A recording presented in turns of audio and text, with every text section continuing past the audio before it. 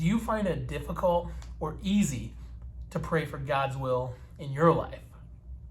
I know for me, it's super easy when things are going amazingly well. But when things aren't going so great, that's when it's a little bit more difficult for me. Back in 2019, my wife and I found out we were pregnant with our third child.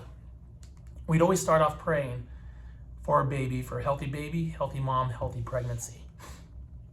Well, we get to week 12 and we go in for the ultrasound. The doctor pulls us in the office and says, hey, just to let you know, your child is most likely going to be born with trisomy 21, which is better known as Down's syndrome.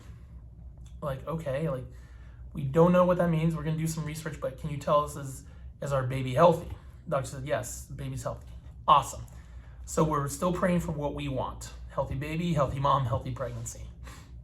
And we get to week 16. Doctor pulls us in an office. And by this time, we already know we're having a baby boy.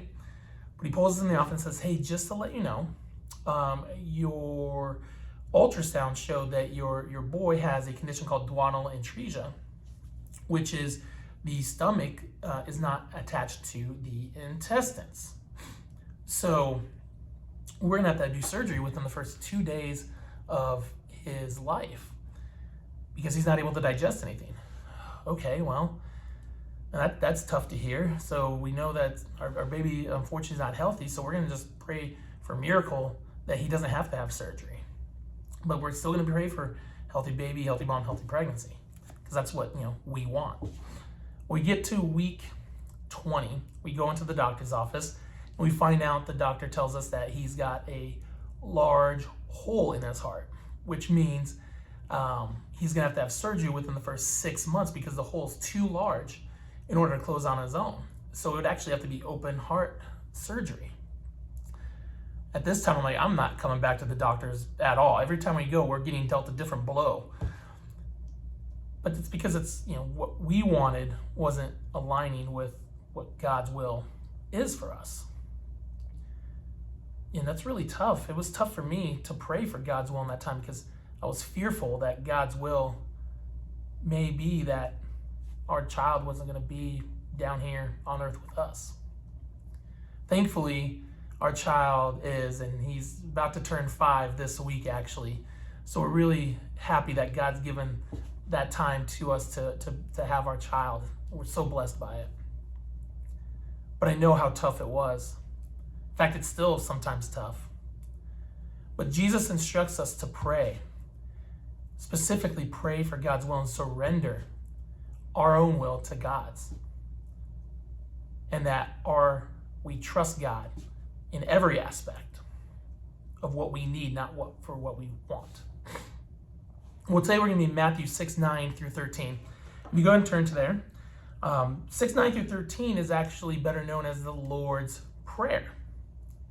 And it's actually coming out of the Sermon on the Mount, the greatest sermon of all time. So we know at this point that Jesus is instructing how to pray. He's telling us how we're going to go about praying. And there's a certain structure to this that we see. So let's go ahead and read this together. Jesus said, "Pray then like this. Our Father in heaven, hallowed be your name. Your kingdom come, your will be done on earth as it is in heaven. Give us this day our daily bread, and forgive us our debts as we also have forgiven our debtors. And lead us not into temptation, but deliver us from evil." Now there's a structure behind this on how Jesus is instructing us to pray. We acknowledge that our Father, so God, hallowed be your name. We're worshiping, we're praising God at this point. And then it comes down to your kingdom come, your will be done. Jesus is telling us that we need to pray for God's will. Not for our own wants, but for what God has for us. Like I said, that can be very difficult. But Jesus is telling us this right here in this moment, that if we're praying this and we're praying this daily and we surrender and we trust God, that we're going to always align at that moment with what God does for us. We're not aligning with our own wants. We're aligning with what God has for us. Then you read down a little bit. Give us this day our daily bread. Now, he says daily bread here. So bread back in the day would only last 24 hours and then it would be no longer useful. So when we say give us our daily bread, we're asking for our needs. And we're asking for our daily needs. We're not asking for our weekly needs. We're not asking for our monthly needs. We're asking for our daily needs. And to me, that is really critical in this point, because what Jesus is telling us in this moment, that we need to be praying daily, if not more. We need to be going to God every single moment we have an opportunity to. So if we're doing that, and we're praying for God's will, and we're asking Him for what we need, not necessarily what we want, God's always going to provide. Is it easy? No. Nowhere in this does Jesus say that is easy to do. But Jesus tells us that's what we need to be doing.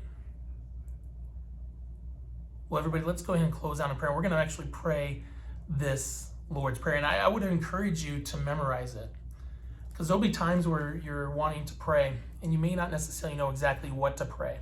But this structure right here is perfect. In fact, these words are perfect. Let it sink into your heart to pray this, and you will see change in your prayer life. Let's go ahead and pray this. Our Father in heaven, hallowed be your name. Your kingdom come, your will be done, on earth as it is in heaven. Give us this day our daily bread, and forgive us our debts, as we also have forgiven our debtors. And lead us not into temptation, but deliver us from evil. Like I said, I encourage you guys to memorize that and go throughout this week praying in that way, surrendering your own control and your own will for what God's will is for you. Everybody, I hope you have a wonderful rest of the week. Take care. Thank you for joining me.